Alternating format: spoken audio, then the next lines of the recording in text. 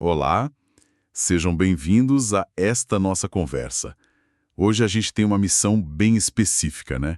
Funcionar como um guia em áudio para o vídeo educativo da aula 4, Tipos de gastos do cotidiano, parte 3. Isso. A gente sabe que esse material é direcionado especialmente para professores e alunos do 6º ano do ensino fundamental da Rede Pública de São Paulo e estamos usando como base o material digital oficial da Secretaria de Educação. Isso mesmo.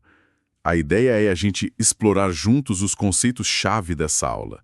Sabe, falar sobre a diferença, que às vezes não é tão óbvia assim, entre necessidades e desejos. Verdade. E também sobre como a gente organiza, ou deveria organizar, os nossos gastos, a famosa hierarquização. E, além disso, o material propõe uma reflexão bem legal sobre hábitos de consumo. E como os gastos não essenciais, sabe, eles se conectam com algo maior, o consumismo e a tal cultura do consumo. Perfeito, então vamos mergulhar nesses temas. O objetivo aqui é oferecer um apoio, né? Talvez um outro olhar para que professores e alunos aproveitem ao máximo o conteúdo dessa aula que é tão importante, de educação financeira. Exatamente. E o ponto de partida da aula é justamente esse: aprofundar a compreensão sobre essa cultura do consumo que está em volta da gente. Para isso, o material propõe analisar e definir uns termos essenciais. Olha, consumismo, publicidade, materialismo, estilo de vida, desejo. E até um contraponto interessante que é o minimalismo. Entender essas palavras parece ser o primeiro passo para decifrar nossos próprios hábitos, né? Tipo, identificar o que é uma necessidade de verdade e o que é só um desejo talvez criado por uma propaganda ou, sei lá, pela vontade de ter o que o outro tem. Precisamente. A ideia é essa mesmo, promover a reflexão para que as escolhas de consumo fiquem mais conscientes, sabe? E essa reflexão não é solta, ela está conectada com competências importantes que a gente espera desenvolver nos alunos. E como isso se conecta com as diretrizes educacionais oficiais? Com a BNCC, por exemplo? Bem observado. Essa aula, ela dialoga diretamente com uma habilidade importante da Base Nacional Comum Curricular, a BNCC, que é aquele documento que basicamente norteia o que se espera que os alunos aprendam em cada etapa, né? A habilidade específica aqui é a EF06MA33. EF06MA33. O que essa habilidade significa, assim, na prática, para quem não está com o documento na mão agora? Olha, de forma simples, essa habilidade incentiva os alunos a aprenderem a planejar e a coletar dados sobre práticas sociais do dia a dia. E mais do que só coletar, é usar ferramentas tipo planilhas para registrar e, o principal, interpretar essas informações. A ideia é que consigam compreender melhor alguns comportamentos sociais. Como os nossos hábitos de compra e consumo, por exemplo. Exato. Como os hábitos de consumo, analisando dados, gráficos, textos. Então as atividades da aula, tipo pensar sobre por que a gente compra ou analisar uma propaganda, são jeitos de colocar essa habilidade em prática, mesmo que seja uma análise mais qualitativa das próprias experiências. Exatamente. Ao refletir sobre os próprios hábitos ou ao criar uma propaganda, como a aula propõe mais para frente, os alunos estão, de certa forma, coletando e analisando dados sobre comportamentos sociais ligados ao consumo. Estão desenvolvendo essa capacidade de investigar e interpretar. Faz sentido.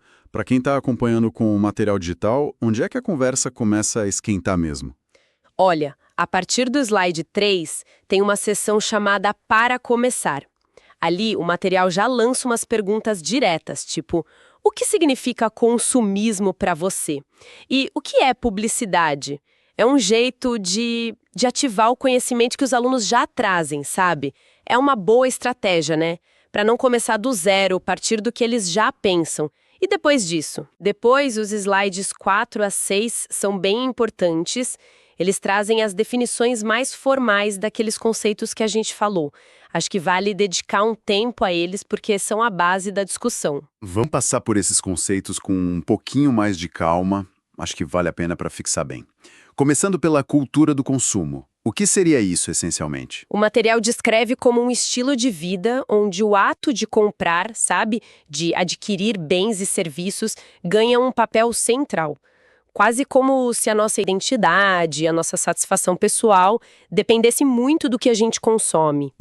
E o materialismo seria uma consequência disso, talvez? Pode-se dizer que sim, tem uma ligação forte. O materialismo é essa valorização, talvez exagerada, dos bens materiais.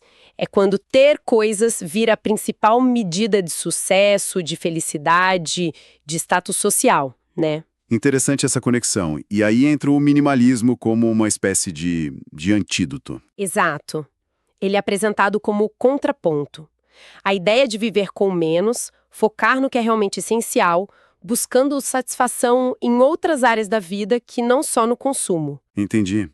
E a publicidade? Como o material define ela? Como conjunto de estratégias e técnicas usadas para promover produtos, serviços ou ideias.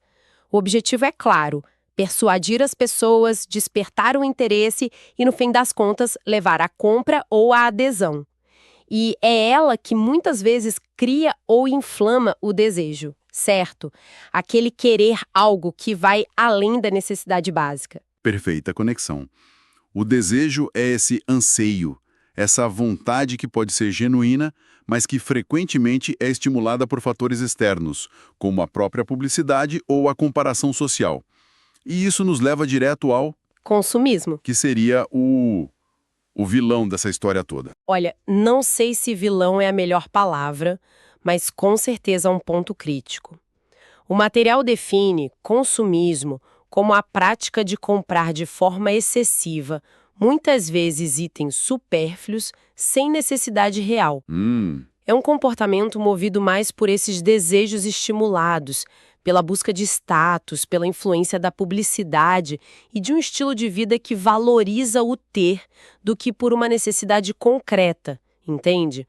É comprar para preencher um vazio, talvez, ou pela satisfação momentânea da aquisição. Fica bem clara a diferença, né? Entre consumir para viver e viver para consumir. Depois dessas definições, o material propõe ir para a prática, certo? Sim, o slide 7, com a seção na prática, é um momento chave de reflexão. Ele traz perguntas bem instigantes que convidam à introspecção. Olha só, o que leva uma pessoa a comprar de forma compulsiva? Você já comprou coisas sem necessidade? Como se sentiu depois? Ou ainda, o que te levaria a comprar algo caro, desnecessário, mas que você deseja muito? Nossa, são perguntas que podem gerar discussões bem ricas, imagino. Toca em experiências pessoais, em sentimentos. Exige um ambiente de confiança na sala, não é? Sem dúvida alguma. E é fundamental que essa reflexão aconteça de forma aberta, sem julgamentos. Os slides 8 e 9 continuam essa exploração, investigando as razões por trás do comprar demais. O material aponta alguns fatores interessantes. Que fatores ele destaca? Menciona fatores psicológicos, como a influência do grupo, sabe? Querer ter o que o colega tem, ou o impacto direto da propaganda que cria aquela sensação de necessidade. Fala também de fatores emocionais. Aquela ideia de terapia de compras. Comprar para aliviar a tristeza, a ansiedade, o estresse. Exatamente essa linha.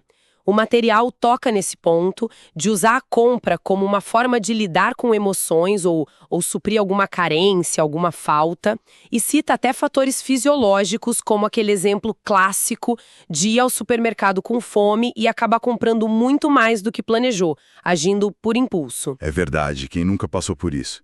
E o slide 9, ele dá um destaque especial para a propaganda, reforçando o poder dela nesse processo todo. Sim, ele é bem enfático quanto a isso. Apresenta a propaganda como um dos principais motores do consumo, capaz de gerar atração e até uma sensação de necessidade por um produto. Recupera ditados populares como a propaganda é a alma do negócio e a ideia de que não adianta ter um bom produto se ninguém souber que ele existe. Fica muito claro o papel central dela na engrenagem da cultura do consumo. Entender como a propaganda funciona parece ser, então, uma ferramenta poderosa de defesa para o consumidor, né? Parte essencial da educação financeira. E como o material sugere que os professores trabalhem tudo isso em sala? O material oferece orientações pedagógicas bem práticas. Por exemplo, ao introduzir os termos lá no slide 3, para começar, a sugestão é justamente deixar os alunos falarem livremente, trazerem suas próprias definições e percepções sobre consumismo, publicidade, etc. Isso ajuda o professor a entender o ponto de partida da turma. Uma forma de diagnóstico inicial para construir o conhecimento a partir dali. E para as definições dos slides 4 a 6, como fazer? A recomendação é fazer uma leitura compartilhada, talvez pausada, explicando cada conceito com calma, usando exemplos, garantindo que a turma acompanhe e compreenda, sabe? E para a atividade de reflexão do slide 7, comprar demais por quê? A orientação-chave é criar um ambiente acolhedor e seguro, um espaço onde os alunos se sintam à vontade para compartilhar experiências e sentimentos sobre compras por impulso, sem receio de serem julgados ou expostos. Essa segurança é fundamental para que a reflexão seja honesta e produtiva, com certeza. E depois tem uma atividade que parece colocar a mão na massa de verdade, não é? Tem sim. A atividade do slide 10, chamada Pensando em Propaganda. A proposta é que os alunos, organizados em trios, criem um produto que pode ser real ou totalmente inventado e, o mais importante, criem uma propaganda para esse produto. Isso parece muito legal. Coloca os alunos no papel de publicitários por um dia. Deve ser revelador para eles perceberem na prática quais estratégias usam para tentar convencer os colegas. Imagino a criatividade que não deve surgir. Com certeza. É uma atividade muito potente. A orientação no material é que eles pensem em uma propaganda que resolva uma dor do público-alvo, os colegas no caso, que crie um desejo, que faça o produto parecer indispensável. É um exercício prático de persuasão. E depois de criarem as propagandas, o que acontece? Apresentam para a turma. Isso. Aí vem o slide 11, o sucesso das propagandas. É o momento de apresentar as criações para a turma e discutir qual propaganda foi mais convincente, por quê, que recursos foram usados para persuadir. Essa discussão fecha o ciclo, ajudando a consolidar o entendimento sobre as técnicas publicitárias e como elas se conectam diretamente ao consumismo que foi discutido antes. É o aprender fazendo, analisando a própria produção e a dos colegas. Um processo bem completo mesmo, que vai da definição à reflexão e à prática. Vendo todo esse caminho proposto pela aula, fica evidente a importância de trabalhar esses temas na escola. Sem dúvida. E aqui acho que cabe uma mensagem de valorização, né? É fundamental reconhecer o esforço e a dedicação tanto dos professores, que se preparam para mediar discussões tão complexas e importantes, quanto dos alunos, que se abrem para refletir sobre seus próprios hábitos e sobre a sociedade em que vivem. Concordo plenamente.